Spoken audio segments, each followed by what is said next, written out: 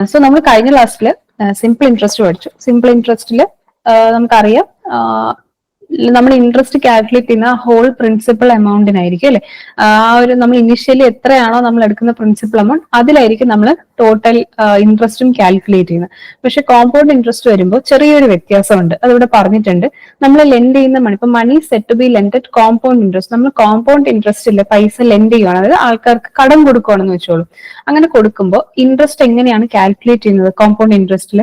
Instead of being paid over to the lender at the end of the year or fixed period, നമ്മൾ ഇപ്പോ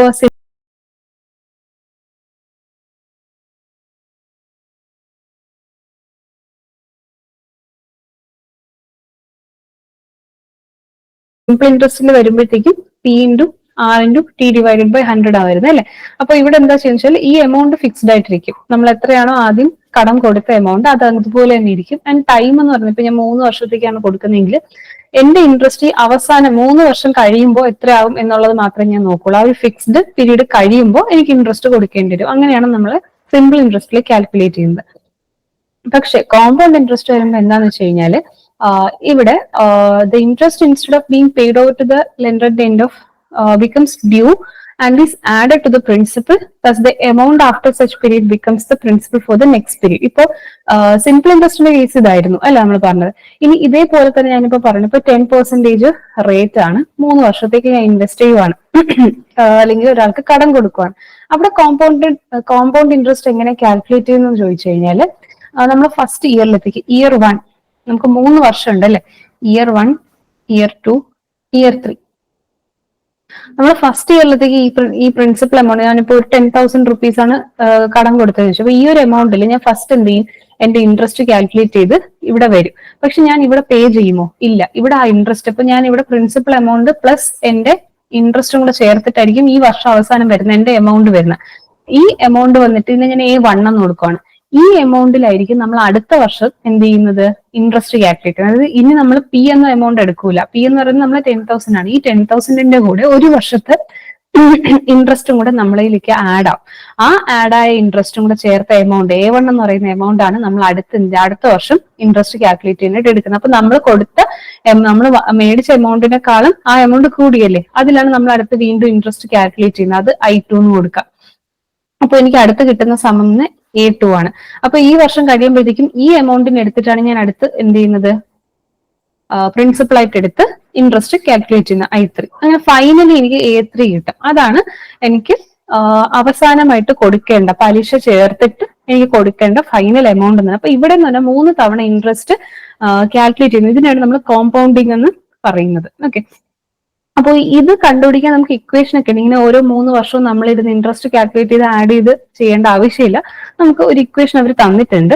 so ഈ ഒരു ഇക്വേഷനാണ് നമുക്ക് main ആയിട്ട് ഓർക്കേണ്ടത്. കോമ്പൗണ്ട് ഇൻട്രസ്റ്റിൽ വരുമ്പോഴത്തേക്കും compound interest equal to P into 1 plus R by 100 the whole raise to n minus 1. നമ്മൾ സാധാരണ എഴുതുന്ന പോലെ തന്നെ പ്രിൻസിപ്പൽ എമൗണ്ടിന്റെ കൂടെ ഇൻട്രസ്റ്റ്, ഇവിടെ നമുക്ക് കോമ്പൗണ്ട് ഇൻട്രസ്റ്റ് ആഡ് ചെയ്ത് വരുമ്പോൾ എന്താ കിട്ടുന്നത്, എമൗണ്ട് കിട്ടും അല്ലേ. ആ ഒരു ടെന്യൂർ കഴിഞ്ഞുള്ള നമുക്ക് എമൗണ്ട് കിട്ടും. അപ്പൊ അതിൽ നിന്ന് സെയിം നമ്മൾ കഴിഞ്ഞ ക്ലാസ്സിൽ സിമ്പിൾ ഇൻട്രസ്റ്റ് പഠിച്ച പോലെ തന്നെ കോമ്പൗണ്ട് ഇൻട്രസ്റ്റ് എങ്ങനെ എഴുതാം, A മൈനസ് P എന്ന് എഴുതാം. അപ്പൊ നമ്മൾ ഈ ഒരു ഇക്വേഷൻ ഒന്ന് കമ്പയർ ചെയ്യുമ്പോഴത്തേക്കും നമുക്ക് എയുടെ ഇക്വേഷൻ എന്തെന്ന് എഴുതാൻ പറ്റും, A ഇസ് ഈക്വൽ ടു ഈ ഒരു ടേം വരും അല്ലേ, P ഇൻറ്റു ഇത് നമ്മൾ അകത്തേക്ക് മൾട്ടിപ്ലൈ ചെയ്താൽ എങ്ങനെ വരും, ഈ P എന്ത് ചെയ്യും, ഇവിടെ P വരും, ഇവിടെയും P വരും അല്ലെ. അപ്പൊ നമുക്കറിയാം CI എന്ന് പറയുന്നത് എന്താണ്, ഈ ഇക്വേഷൻ എഴുതിയാൽ A മൈനസ് P ആണ്. അപ്പൊ ഇവിടെ ഈ ഒരു ടേം ആണ് എന്ത്, A എന്ന് പറയുന്നത് അല്ലെ. So P into 1 plus R by 100 the whole raise to എന്നാണ് എന്ത്, നമ്മുടെ എമൗണ്ട് എന്ന് പറയുന്നത്. ഓക്കെ. സോ ഒന്നും കൂടെ ഒന്ന് നോക്കാം. നമ്മുടെ കോമ്പൗണ്ട് ഇൻട്രസ്റ്റ് എന്ന് പറയുന്നത് P into 1 plus R by 100 the whole raise to n minus 1. Okay. ഇത് ഒരു ടേം ആണ്. അത് അടുത്ത് നമുക്ക് സാധാരണ CI is equal to A minus P എന്ന് എഴുതാം. എമൗണ്ടിൽ നിന്ന് പ്രിൻസിപ്പൽ എമൗണ്ട് കുറച്ചാൽ ഇൻട്രസ്റ്റ് കിട്ടും. ഇനി A is equal to amount കണ്ടുപിടിക്കുന്ന ഡയറക്റ്റ് ആയിട്ട് കണ്ടുപിടിക്കണമെങ്കിൽ നമ്മൾ എന്ത് ചെയ്താൽ ഈ ഇക്വേഷൻ എഴുതിയാൽ മതി. അല്ലാതെ ഇൻട്രസ്റ്റ് കണ്ടുപിടിച്ച് പ്രിൻസിപ്പൽ എമൗണ്ടിൽ അടുത്ത് ഇൻട്രസ്റ്റ് ആഡ് ചെയ്ത് കണ്ടുപിടിക്കുന്നില്ല. ഡയറക്റ്റ് ആയിട്ട് നിങ്ങൾക്ക് ഇങ്ങനെ എഴുതാം, P into 1 plus R by 100 the whole raise to n. Okay, ഈ 3 ഇക്വേഷൻസ് നിങ്ങൾക്ക് അറിയാമെങ്കിൽ ബേസിക് ആയിട്ട് അറ്റൻഡ് ചെയ്യാൻ പറ്റും. പക്ഷെ നമുക്ക് വേറെ കുറച്ച് മെത്തേഡ്സ് അഡോപ്റ്റ് ചെയ്തിട്ടാണ് നമ്മൾ എന്ത് ചെയ്യുന്നത്, ഈ കോമ്പൗണ്ട് ഇൻട്രസ്റ്റിന്റെ ക്വസ്റ്റ്യൻസ് അപ്രോച്ച് ചെയ്യുന്നത്. കുറെ നമുക്ക് കുറച്ച് വ്യത്യസ്തമായിട്ടുള്ള രീതിയിലാണ് നമ്മൾ നോക്കുന്നത് കേട്ടോ. അപ്പം ഈ ഒരു ബേസിക് ഐഡിയ ഇക്വേഷൻ നിങ്ങൾക്ക് അറിഞ്ഞിരിക്കണം. പിന്നെ ഇവിടെ ഒരു ലോൺ എമൗണ്ടിന്റെ ക്വസ്റ്റ്യൻ ഉണ്ട്, ഒരു ഇൻസ്റ്റാൾമെന്റ് ക്വസ്റ്റ്യൻ. ഇൻസ്റ്റാൾമെന്റിന്റെയും ഒരു ക്വസ്റ്റ്യൻ, ഒരു ടൈപ്പ് ഓഫ് ക്വസ്റ്റ്യൻ ഉണ്ട് നമുക്ക്. പക്ഷെ അത് നമ്മൾ ഇവിടെ ഇപ്പൊ ജസ്റ്റ് നിങ്ങൾ ഒന്ന് നോക്കിയിരുന്നാൽ മതി. നമുക്ക് ആ ഒരു ക്വസ്റ്റ്യൻ വരുമ്പോഴത്തേക്കും നമുക്ക്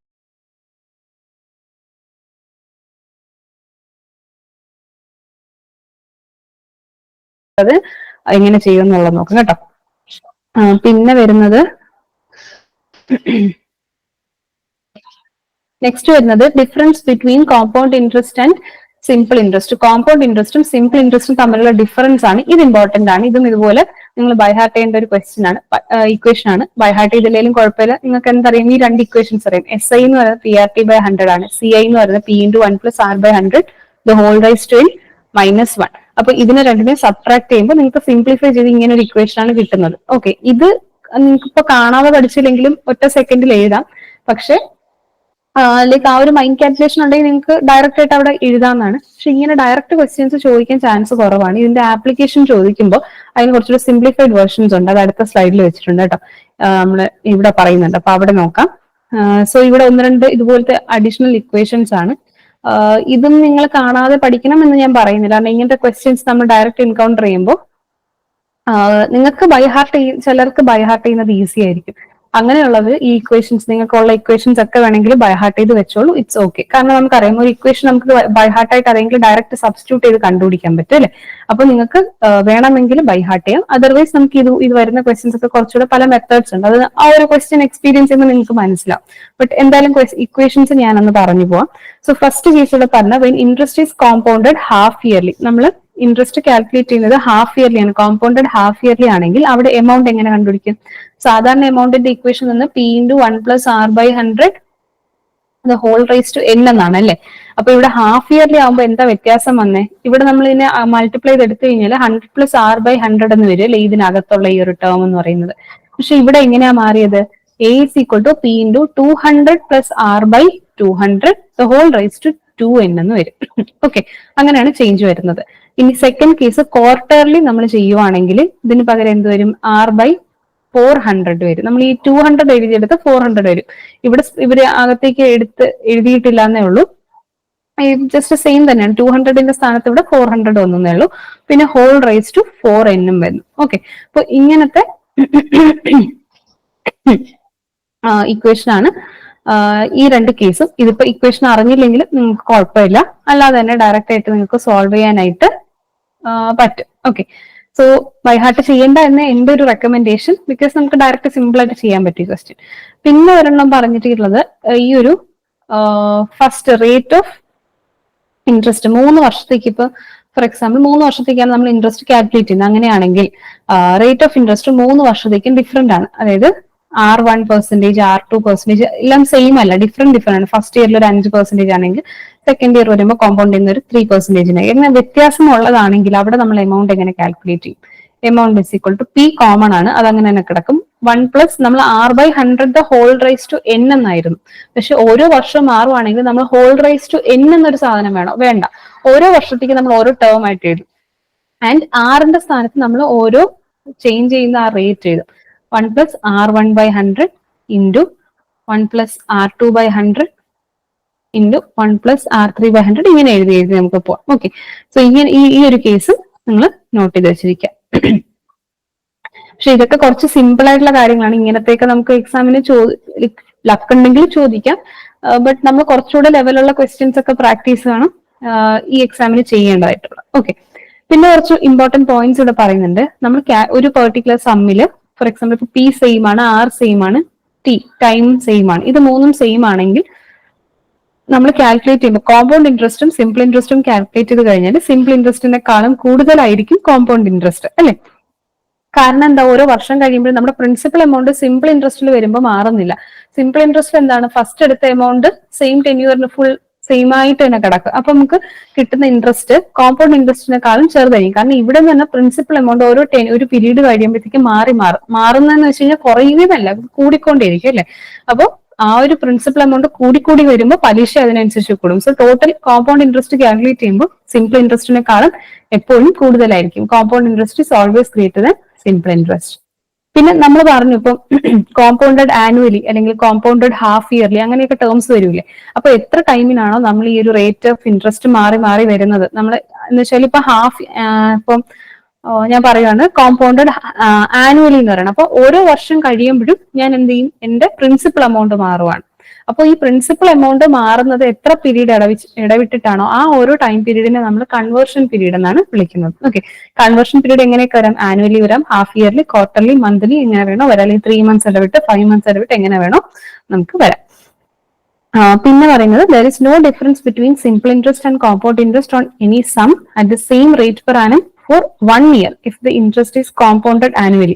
ഓക്കെ, സിമ്പിൾ ഇൻട്രസ്റ്റിന്റെ കേസ് എടുക്കുകയാണ്, കോമ്പൗണ്ട് ഇൻട്രസ്റ്റും രണ്ടിടവും പ്രിൻസിപ്പൽ സെയിം ആണ്, റേറ്റ് ഓഫ് ഇൻട്രസ്റ്റ് സെയിം ആണ്, ടെന്യൂർ 1 year ആണ്. ഓക്കെ, ഇവിടെ നമ്മൾ കാൽക്കുലേറ്റ് ചെയ്യുന്നത് കോമ്പൗണ്ടഡ് ആനുവലി ആണ് കേട്ടോ. ആനുവലി കോമ്പൗണ്ട് ചെയ്യുകയാണെങ്കിൽ ഫസ്റ്റ് ഇയർത്തേക്ക് നമ്മൾ ഇൻട്രസ്റ്റ് കാൽക്കുലേറ്റ് ചെയ്യുമ്പോൾ രണ്ടിനും സെയിം ആയിരിക്കും. സിമ്പിൾ ഇൻട്രസ്റ്റും കോമ്പൗണ്ട് ഇൻട്രസ്റ്റും സെയിം ആയിരിക്കും. അടുത്ത വർഷം തൊട്ടാണ് നമ്മൾ എമൗണ്ട് മാറുന്നത്, പ്രിൻസിപ്പൽ എമൗണ്ട് മാറുന്നത്. അപ്പൊ അടുത്ത വർഷം തൊട്ട് എന്ത് സംഭവിക്കും, കോമ്പൗണ്ട് ഇൻട്രസ്റ്റ് ഡിഫറെന്റ് ആയിരിക്കും. സോ ഒരു വർഷത്തേക്ക് മാത്രമാണ് നമ്മൾ നോക്കുന്നതെങ്കിൽ ഇത് രണ്ടും എന്തായിരിക്കും, ഈക്വൽ ആയിരിക്കും. Amount of previous year is the principal for the successive year. Okay, അതായത് ഫസ്റ്റ് ഇയറിൽ നമ്മൾ പ്രിൻസിപ്പൽ കൊടുത്തു, കോമ്പൗണ്ട് ഇൻട്രസ്റ്റ് കാൽക്കുലേറ്റ് ചെയ്തു, ലാസ്റ്റ് നമ്മൾ എന്ത് ചെയ്തു, എമൗണ്ട് വന്നു അല്ലെ, ഏതാണ് പ്രിൻസിപ്പൽ പ്ലസ് കോമ്പൗണ്ട് ഇൻട്രസ്റ്റ് ഉണ്ട്. ഇനി സെക്കൻഡ് ഇയർ, നെക്സ്റ്റ് ഇയർ വരുമ്പോഴത്തേക്ക് എന്താ സംഭവിക്കുക, ഇവിടുത്തെ പ്രിൻസിപ്പൽ എമൗണ്ട് എന്തായിരിക്കും, പ്രിൻസിപ്പൽ എന്ന് പറയുന്നത് ഈ ഒരു വാല്യൂ ആയിരിക്കും അല്ലെ, എ ആയിരിക്കും, which is equal to P plus C A. അതാണ് ഇവർ ഇത് പറഞ്ഞിട്ടുള്ളത്. നമുക്ക് ജസ്റ്റ് ഒന്ന് രണ്ട് കാര്യങ്ങളുണ്ട്, അതായത് നമുക്ക് ക്വസ്റ്റ്യൻസിലോട്ട് കടക്കാം. Okay, the difference between two consecutive amounts is the interest on the preceding year's amount for 1 year. Okay, അപ്പൊ രണ്ട് എമൗണ്ട് ഇയർ 1, ഇയർ 2, ഈ വർഷം അവസാനം പ്രിൻസിപ്പളും കോമ്പൗണ്ട് ഇൻട്രസ്റ്റും കൂടെ ചേർത്തിട്ട് എനിക്ക് ഫസ്റ്റ് എമൗണ്ട് കിട്ടി. ഈ എമൗണ്ടിന്റെ കൂടെ വീണ്ടും കോമ്പൗണ്ട് ഇൻട്രസ്റ്റ് കാൽക്കുലേറ്റ് ചെയ്തപ്പോൾ സെക്കൻഡ് എമൗണ്ട് കിട്ടി. അപ്പൊ ഈ അടുത്തടുത്തുള്ള 2 വർഷങ്ങളുടെ ഇടയിലുള്ള എമൗണ്ടുകൾ ഡിഫറൻസ് എടുത്താൽ, അതായത് ഞാൻ A2 മൈനസ് A1 ചെയ്താൽ എനിക്ക് എന്താ കിട്ടുക എന്നാ പറയുന്നത്, ആ വർഷത്തെ ഇൻട്രസ്റ്റ് കിട്ടുമെന്നാ പറയുന്നത് അല്ലെ. ഈ A1ന്റെ കൂടെ CIയും കൂടെ ആഡ് ആയപ്പോഴാണ് A2 വന്നത്. അപ്പൊ ഈ ഒരു ഇക്വേഷൻ വെച്ച് നോക്കിയാലും A2 മൈനസ് A1 എന്ന് പറയുമ്പോൾ എന്താണ്, CI അല്ലെ, നമ്മുടെ അവിടെ ആ ഒരു വർഷത്തുള്ള കോമ്പൗണ്ട് ഇൻട്രസ്റ്റ് ആണ് നമുക്ക് കിട്ടുന്നത്. ഓക്കെ, നെക്സ്റ്റ് പറഞ്ഞിട്ടുള്ളത് when interest is calculated half yearly. Okay, ഈ രണ്ട് പോയിന്റ് നമ്മൾ അടുത്തൊരു ടേബിളിൽ ഡിസ്കസ് ചെയ്യുന്നുണ്ട് കേട്ടോ. അപ്പൊ അവിടെ നമുക്ക് നോക്കാം. നമ്മൾ നേരത്തെ CI മൈനസ് SI, അതായത് കോമ്പൗണ്ട് ഇൻട്രസ്റ്റും സിമ്പിൾ ഇൻട്രസ്റ്റിന്റെയും ഡിഫറൻസിന്റെ ഒരു ഇക്വേഷൻ കണ്ടു. അത് ഇപ്പൊ ഇവിടെ ഈ ഇക്വേഷൻ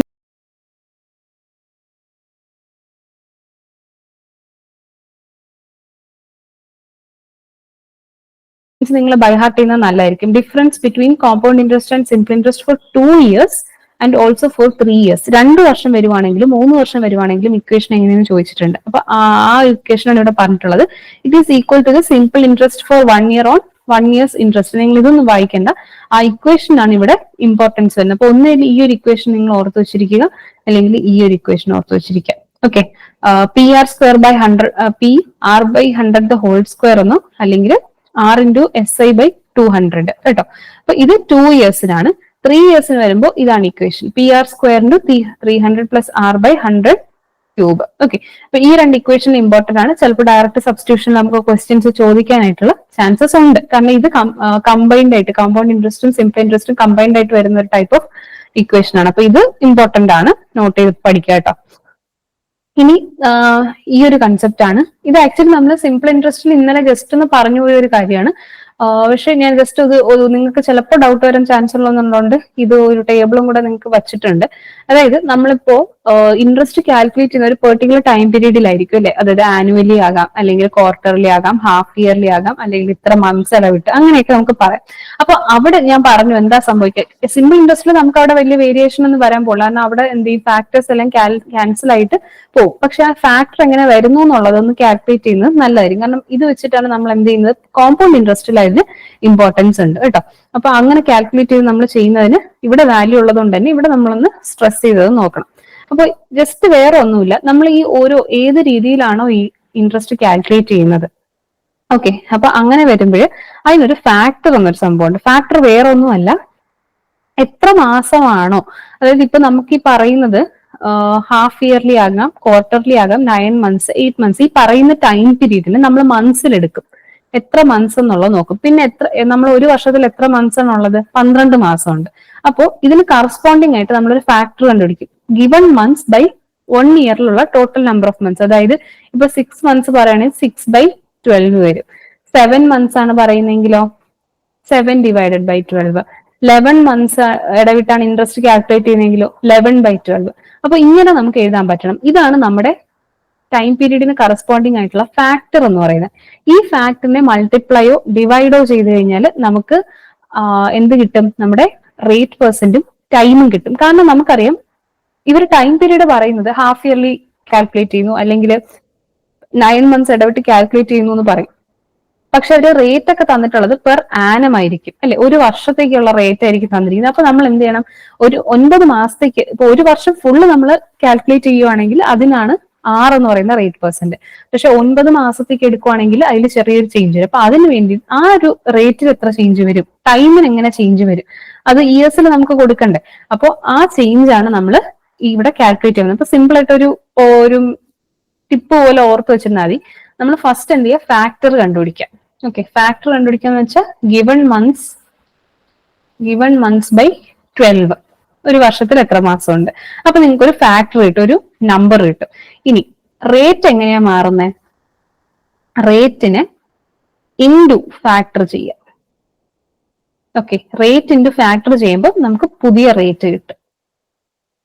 ടൈമിനെ ഡിവൈഡ് ചെയ്യാം ഫാക്ടർ കൊണ്ട്, നമുക്കിപ്പോ പുതിയ ടൈം കിട്ടും. ഇതിനെ നമുക്ക് പിന്നെ നമ്മുടെ കോമ്പൗണ്ട് ഇൻട്രസ്റ്റിന്റെ ഇക്വേഷനിലേക്ക് സബ്സ്റ്റിറ്റ്യൂട്ട് ചെയ്ത് കൊടുത്താൽ ഡയറക്റ്റ് ആയിട്ട് ആൻസർ കിട്ടും. ഓക്കെ, സോ ഇത് നമുക്ക് ഈ ഒരു ടേബിളിലെ 4 പോയിന്റ്സും കൂടെ ജസ്റ്റ് ഒന്ന് നോക്കാം. ഇവിടെ ഇപ്പോൾ ഹാഫ് ഇയർലി പറഞ്ഞിട്ടുണ്ട്. ഹാഫ് ഇയർലി എന്ന് പറയുമ്പോൾ നമുക്കറിയാം എത്രയാണ്, 6 മാസം. ഒരു വർഷത്തിന്റെ പകുതി ഹാഫ് ഇയർലി എന്ന് പറയുമ്പോൾ 6 മാസം. അപ്പൊ ഇവിടുത്തെ ഫാക്ടർ എങ്ങനെ വരും, 6/12 അല്ലേ, അതായത് സിംപ്ലിഫൈ ചെയ്താൽ 1/2 എന്ന് നമുക്ക് എഴുതാം. അങ്ങനെയാണെങ്കിൽ പുതിയ, ഇപ്പൊ നമ്മൾ 6 പെർ ആനം വരുന്ന റേറ്റും n ആണ് വർഷം, ഇത്ര n നമ്പർ ഓഫ് ഇയേഴ്സ് ആണ് ടൈം പീരീഡും വരുന്നത്. അപ്പൊ റേറ്റ് എങ്ങനെ മാറും, ന്യൂ റേറ്റ് എന്ന് പറയുന്നത് എന്തായിരിക്കും, നമ്മൾ മൾട്ടിപ്ലൈ ചെയ്യണം അല്ലെ, 6 × 1/2, അതായത് 6/2 ആയിട്ട് മാറും, ഹാഫ് ആയിട്ട് മാറും റേറ്റ്. അതാണ് ഇവിടെ പറഞ്ഞിട്ടുള്ള ഈ പോയിന്റ്. നമ്മൾ ഹാഫ് ഇയർലി ആണ് ഇൻട്രസ്റ്റ് കാൽക്കുലേറ്റ് ചെയ്യുന്നതെങ്കിൽ റേറ്റ് ഹാഫ് ആവും, ആൻഡ് ടൈം എന്താവും, ഡബിൾ ആവും എന്ന് പറഞ്ഞിട്ടുണ്ട് അല്ലെ. അതും കൂടെ നമുക്ക് നോക്കാം. ടൈം n ആണ്, ഡിവൈഡഡ് ബൈ നമ്മുടെ ഫാക്ടർ ചെയ്യണം അല്ലെ. അപ്പൊ ഡിവൈഡഡ് ബൈ 1/2 വരുമ്പോൾ 2n എന്ന് കിട്ടും നമുക്ക്. ഈ 2 മേളിൽ പോകും അല്ലെ, സോ ഡബിൾ ആയി അല്ലെ, ടൈം നമ്മുടെ ഡബിൾ ആയി. അതുപോലെ തന്നെ ക്വാർട്ടർലി വരുമ്പോൾ 4ഉം റേറ്റ് 4 കൊണ്ട് ഡിവൈഡ് ആകും, ടൈം 4 കൊണ്ട് മൾട്ടിപ്ലൈ ആകും. ക്വാർട്ടർലി വരുമ്പോൾ ഇതുപോലെയാണ് 3 months, അതായത് ഫാക്ടർ വരുമ്പോൾ 3/12 വരും, which is equal to 1/4. Rate into 1/4 വരും, അതായത് 6/4% വരും. അടുത്ത് r divided by, sorry r അല്ല, n ഡിവൈഡഡ് ബൈ 1/4 വരുമ്പോൾ 4n ആയിട്ട് മാറും നമ്മുടെ ടൈം എന്ന് പറയുന്നത്. ഇതുപോലെ തന്നെ 9 months കൂടെ ഞാനൊന്ന് എഴുതാം. 8 months പിന്നെ നിങ്ങൾക്ക് നോക്കിയാൽ മനസ്സിലാവുമല്ലോ. 9/12, അതായത് 3/4. സോ നമ്മുടെ റേറ്റ് എന്ന് പറയുന്നത് എങ്ങനെ വരും, rate into 3/4, which is equal to 3r/4%. Time വന്നിട്ട് r ഡിവൈഡഡ് ബൈ 3/4, അല്ലെങ്കിൽ ഡയറക്റ്റ് നിങ്ങൾക്ക് റെസിപ്രോക്കൽ കൊണ്ട് മൾട്ടിപ്ലൈ ചെയ്യുന്ന രീതിയിൽ r × 4/3 എന്ന് എഴുതാം അല്ലെ, which is 4r/3. Sorry, r അല്ലല്ലോ, n. Okay, 4n/3. ഓക്കെ, ഇതുപോലെ എത്ര മാസം നിങ്ങൾക്ക് തന്നാലും ഇങ്ങനെ ഫാക്ടർ നിങ്ങൾക്ക് എഴുതി റേറ്റിൽ എങ്ങനെ ചേഞ്ച് വരും, ടൈമിന് എങ്ങനെ ചേഞ്ച് വരും എന്നുള്ളത് നിങ്ങൾക്ക് കാൽക്കുലേറ്റ് ചെയ്യാൻ പറ്റണം. ഓക്കെ, സോ ഇത്രയും കാര്യങ്ങളാണ് കുറച്ച് ബേസിക് ഐഡിയ നമുക്ക് കോമ്പൗണ്ട് ഇൻട്രസ്റ്റിനെ പറ്റിയിട്ട് നോക്കാനുള്ളത്. ഇനി നമുക്ക് ഓരോ ടൈപ്പ് ഓഫ് ക്വസ്റ്റ്യൻസ് ആയിട്ട് നമുക്ക് എക്സ്പീരിയൻസ് ചെയ്യാം. അപ്പൊ നിങ്ങൾക്ക് നല്ലൊരു ഐഡിയ ഈ ഒരു ചാപ്റ്റർ ഉണ്ടാവും. അത്യാവശ്യം കാൽക്കുലേഷൻസും കാര്യങ്ങളൊക്കെ ഉള്ളതാണ്. പിന്നെ കുറച്ച് ലോജിക് ഒക്കെ അപ്ലൈ ചെയ്ത് ചെയ്യേണ്ട കാര്യമാണ്. ചിലപ്പോൾ ലോജിക് ഇല്ലാന്ന് വരെ തോന്നും നമ്മുടെ ആ ഒരു മെത്തേഡിന്. ബട്ട് ഓരോ ടൈപ്പ് ഓഫ് ക്വസ്റ്റ്യന് അപ്രോച്ച് ചെയ്യേണ്ട പല മെത്തേഡ്സ് ആണ്. അതിൽ ആ ക്വസ്റ്റ്യൻ സോൾവ് ചെയ്യേണ്ട ഏറ്റവും ഈസി മെത്തേഡ് മാത്രമായിരിക്കും ഞാൻ പറഞ്ഞു തരുന്നത്. അപ്പൊ നിങ്ങൾ അങ്ങനത്തെ സിമിലർ ക്വസ്റ്റ്യൻസ് ഇല്ലെങ്കിൽ ജസ്റ്റ് നമ്പേഴ്സ് ഒക്കെ മാറ്റിയിട്ട് റിപ്പറ്റേറ്റീവ് ആയിട്ട് പ്രാക്ടീസ് ചെയ്യുമ്പോൾ നിങ്ങൾക്ക് ആ ക്വസ്റ്റ്യൻസ് ഒക്കെ ഈസി ആയിട്ട് എക്സാമിന് അറ്റൻഡ് ചെയ്യാൻ പറ്റും കേട്ടോ.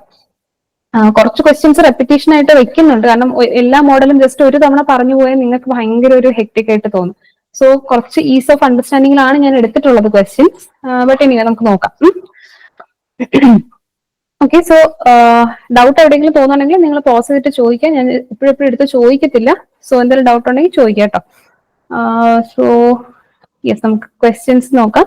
So the first question is, if the interest is compounded half yearly, find the compound interest on sum of rupees 18,500 at rate of 40% per annum for 18 months. അപ്പൊ ഇവിടെ എന്തൊക്കെയാ പറഞ്ഞിട്ടുള്ളത്? നമുക്ക് ഇവിടെ സം ഓഫ് 18,500, അതായത് നമ്മുടെ പ്രിൻസിപ്പൽ എമൗണ്ട് തന്നിട്ടുണ്ട് rupees 18,500. Rate percent തന്നിട്ടുണ്ട് 40% ആണ്. ടൈം തന്നിട്ടുണ്ട് 18 months ആണ്. ഇവിടെ മന്ത്സ് കൊടുത്തിട്ടുണ്ട്. അപ്പോഴേ നമ്മുടെ കയ്യിൽ മനസ്സിൽ ഓർക്കേണ്ടതാണ് നമ്മൾ ഇയേഴ്സിലാണ് കാൽക്കുലേറ്റ് ചെയ്യുന്നത്. പിന്നെ ഇത് കോമ്പൗണ്ടഡ് ഏത് രീതിയിലാണ്? Half yearly. ഹാഫ് ഇയർലി ആണ് ഇത് കോമ്പൗണ്ടഡ് ആകുന്നത്. അതായത് നമ്മുടെ എമൗണ്ട്, പ്രിൻസിപ്പൽ എമൗണ്ട് മാറുന്നത് ഓരോ 6 മാസം കൂടുമ്പോൾ മാറും. അപ്പോൾ ഇപ്പോഴത്തെ ഈ ഒരു കണ്ടീഷനിൽ നമുക്ക് എന്ത് കണ്ടുപിടിക്കണം? നമ്മുടെ പുതിയ റേറ്റ് കാര്യങ്ങൾ കണ്ടുപിടിക്കും. കാരണം ഇവിടെ ഇപ്പോൾ 18 months ആണ് തന്നിട്ടുള്ളത്. അപ്പൊ അതിന് നമ്മൾ ഹാഫ് ഇയർലി വെച്ചുള്ള റേറ്റും ടൈമും ആക്കി നമുക്ക് കൺവേർട്ട് ചെയ്യണം. അപ്പൊ ഇവിടുത്തെ ഫാക്ടർ കണ്ടുപിടിക്കണം അല്ലേ? ഫാക്ടർ എത്രയായിട്ട് വരും? ഞാനിപ്പോ സ്റ്റെപ്സ് ഒന്നും എഴുതുന്നെങ്കിലും നിങ്ങൾ പ്രാക്ടീസ് ചെയ്ത് കഴിയുമ്പോൾ എക്സാമിന് ഈ സ്റ്റെപ്പ് ഒന്നും എഴുതേണ്ട ആവശ്യം വരരുത്. ജസ്റ്റ് ഫാക്ടർ ഡയറക്റ്റ് ആയിട്ട് അങ്ങ് എഴുതി പോകണം. Okay, factor. അപ്പൊ ഇവിടെ ഹാഫ് ഇയർലി എന്ന് പറഞ്ഞിട്ടുണ്ട് അല്ലെ? ഹാഫ് ഇയർലി എന്ന് പറയുമ്പോൾ നമുക്ക് 6 months ആണ് കോമ്പൗണ്ടഡ് ആവുന്നത്. സോ 6 months വരുമ്പോൾ ഫാക്ടർ എത്രയാ? ഫാക്ടർ ഈക്വൽ ടു 6/12 വരും, 1/2. അപ്പോ ന്യൂ റേറ്റ് എന്ന് പറയുന്നത് നമ്മുടെ റേറ്റ് പെർസെന്റ് ഇൻറ്റു 1/2 ആണ്. ഇവിടുത്തെ റേറ്റ് എത്രയാണ്? നമുക്ക് 40% അല്ലെ? 40% ഇൻറ്റു 1/2 വരും, വിച്ച് ഈക്വൽസ് 20%. അപ്പൊ പുതിയ റേറ്റ് കിട്ടിയേ. ഇനി നമുക്ക് നോക്കേണ്ടത് ടൈം ആണ്. New time period. അതിനെന്താ ചെയ്യണ്ടേ? n അല്ലെങ്കിൽ t ഡിവൈഡഡ് ബൈ 1/2 അല്ലെങ്കിൽ 2 times of t എന്ന് എഴുതാം അല്ലെ? ഇപ്പൊ 2 times of 18 എന്നുള്ളത് നമുക്ക് മന്ത്സിലാണ് കിടക്കുന്നത്. പക്ഷെ നമ്മൾ മന്ത്സിൽ എഴുതുമോ? ഇല്ല, നമ്മൾ എപ്പോഴും ഇയേഴ്സിലാണ് എഴുതുന്നത്. അപ്പൊ 18 ഡിവൈഡഡ് ബൈ നമ്മൾ 12 കൂടെ ഒന്ന് 18 ഡിവൈഡഡ് ബൈ 12 ചെയ്യുമ്പോൾ അത് എത്ര ഇയേഴ്സ് ആണെന്നുള്ളത് കിട്ടും അല്ലെ? അപ്പൊ ഇനി നമുക്ക് ചെയ്യുമ്പോൾ 6 into 3 വരും. 3 years നമുക്ക് കിട്ടും. ഓക്കെ, അപ്പൊ ഇപ്പൊ എന്തൊക്കെയായി? നമുക്ക് പുതിയ റേറ്റ് കിട്ടി, പുതിയ ടൈം പീരീഡ് കിട്ടി, നമ്മൾ പ്രിൻസിപ്പൽ എമൗണ്ട് ഉണ്ട്. ഇനിയിപ്പോ നമുക്ക് ഡയറക്റ്റ് ആയിട്ട് കണ്ടുപിടിച്ചാൽ പോരെ. കോമ്പൗണ്ട് ഇൻട്രസ്റ്റിന്റെ ഡയറക്റ്റ് ഇക്വേഷൻ ഞാനിപ്പോ അപ്ലൈ ചെയ്യുന്നില്ല. ഫസ്റ്റ് ജസ്റ്റ് ഒരു ബേസിക് അണ്ടർസ്റ്റാൻഡിംഗ് വേണ്ടിയിട്ട് നമ്മൾ എമൗണ്ട് എഴുതിയിട്ട് കാൽക്കുലേറ്റ് ചെയ്യാം. ഓക്കെ, എമൗണ്ട് എത്രയാണ് വരുന്നത്? P into 1 plus R by 100 the whole raised to n അല്ലെ? അപ്പൊ P എന്ന് പറയുന്നത് 18,500 ആണ്, ഇൻറ്റു 1 പ്ലസ് റേറ്റ് എത്രയാണ് നമ്മൾ കണ്ടുപിടിച്ച് വെച്ചത്? 20% അല്ലെ? 20 divided by 100 the whole raise to 3 ആണ് നമ്പർ ഓഫ് ഇയേഴ്സ്. അപ്പൊ ഇത് കാൽക്കുലേറ്റ് ചെയ്ത് വരുമ്പോൾ 18,500 ഇൻറ്റു 120/100 എന്ന് പറയുന്നത് 12/10 എന്ന് വരും. 6/5 ആയിട്ട് മാറും. 6/5 ദ ഹോൾ ക്യൂബ്. അപ്പൊ ഇവിടെ നിങ്ങൾക്ക് അത്യാവശ്യമായിട്ട് അറിഞ്ഞിരിക്കേണ്ട 1-2 കാര്യങ്ങളാണ് സ്ക്വയേഴ്സും ക്യൂബ്സും ഒക്കെ കേട്ടോ. സ്ക്വയേഴ്സും ക്യൂബ്സും ഒരു 1 to 30 വരെയുള്ളത് നിങ്ങൾ പഠിച്ചിരിക്കണം. എന്നാൽ മാത്രം നിങ്ങൾക്ക് ഇവിടെ ഇതിപ്പം ഈ ഒരു ടോപ്പിക്കിൽ മാത്രമല്ല, സിമ്പിൾ ഇൻട്രസ്റ്റ്, കോമ്പൗണ്ട് ഇൻട്രസ്റ്റിൽ മാത്രമല്ല, നിങ്ങൾക്ക് വേറെ പല സെക്ഷൻസിലും നമുക്ക് ഇത് യൂസ്ഫുൾ ആയിട്ട് വരും. സോ സ്ക്വയേഴ്സ് ആൻഡ് ക്യൂബ്സ് നിങ്ങൾ നല്ലവണ്ണം അറിഞ്ഞിരിക്കുക. മൾട്ടിപ്ലിക്കേഷൻ ടേബിളും കറക്റ്റ് ആയിട്ട് ഒരു 30 വരെയുള്ള മൾട്ടിപ്ലിക്കേഷൻ ടേബിൾ നിങ്ങൾ പഠിച്ചിരിക്കേണ്ടതാണ്. കാരണം അത് നമുക്ക് കാൽക്കുലേഷൻ ടൈം ഒത്തിരി കുറയ്ക്കും. സോ ഇത്രയും കാര്യങ്ങൾ നിങ്ങൾ പഠിച്ചിട്ടില്ലെങ്കിൽ ഇന്ന് തൊട്ട് തന്നെ കുത്തിയിരുന്ന് പഠിച്ചോളുക. കാരണം അത് ഭയങ്കര ഇമ്പോർട്ടന്റ് ആണ്. സ്ക്വയേഴ്സ്, ക്യൂബ്സ്, പിന്നെ മൾട്ടിപ്ലിക്കേഷൻ ടേബിൾ അണ്ടിൽ 30, ഇതെല്ലാം അണ്ടിൽ 30 നിങ്ങൾ മിനിമം പഠിച്ചിരിക്കേണ്ടതാണ്. 30 വരെ മതി, അതിന്റെ ആവശ്യമുള്ളൂ. 30 വരെയുള്ളത് ഇതെല്ലാം ക്ലിയർ ആയിട്ട് പഠിച്ചിരിക്കുക. ഓക്കെ, അപ്പൊ ഇത് നിങ്ങൾക്ക് അറിയാമെങ്കിൽ പെട്ടെന്ന് ഇത് സോൾവ് ചെയ്ത് പോകാൻ പറ്റും. ഫൈനൽ ആൻസർ വന്നത് ₹31,968 ആണ്. ഇതിപ്പോ നമുക്ക് എമൗണ്ട് ആണ് കിട്ടിയത് അല്ലേ? നമ്മൾ കോമ്പൗണ്ട് ഇൻട്രസ്റ്റ് എങ്ങനെയാ ചെയ്യുന്നത്? എമൗണ്ട് മൈനസ് പ്രിൻസിപ്പിൾ ആണ്. ഇപ്പൊ ഞാൻ ഈ ഇക്വേഷനിൽ നമ്മുടെ -1 കൂടെ വരുന്ന ഇക്വേഷൻ ഇട്ടാൽ നിങ്ങൾക്ക് ഡയറക്റ്റ് ആയിട്ട് കോമ്പൗണ്ട് ഇൻട്രസ്റ്റ് കിട്ടും. അത് നമുക്ക് അടുത്ത വേറെ എപ്പോഴെങ്കിലും ചെയ്യാം. അപ്പൊ ഞാൻ ജസ്റ്റ് ഈ ഒരു രീതിയിൽ ചെയ്തു എന്നേ ഉള്ളൂ കേട്ടോ. അപ്പൊ എ എന്ന് പറയുന്നത് 31,968 മൈനസ് പ്രിൻസിപ്പൾ വരുന്നത് 18,500 ആണ്. അപ്പൊ നമുക്ക് ഫൈനൽ ആൻസർ വരുന്നത് റുപ്പീസ് സോൾവ് ചെയ്ത് കഴിയുമ്പോൾ 13,468 കേട്ടോ. നിങ്ങൾ കാൽക്കുലേറ്റ് ചെയ്താൽ മതി. ₹13,468 ആണ് നമ്മുടെ ആൻസർ ആയിട്ട് വരുന്നത്. ഓക്കെ, സോ ഇത് ബേസിക് ആയിട്ട് നമ്മുടെ ഒരു കോമ്പൗണ്ട് ഇൻട്രസ്റ്റിന്റെ ഇക്വേഷൻ മനസ്സിലാക്കുക എന്നുള്ളതാണ്. പിന്നെ ഈ ഹാഫ് ഇയർലി കൺസെപ്റ്റ് വരുന്നുണ്ട്, അത് നിങ്ങൾക്ക് ക്ലിയർ ആയി എന്ന് വിശ്വസിക്കുന്നു.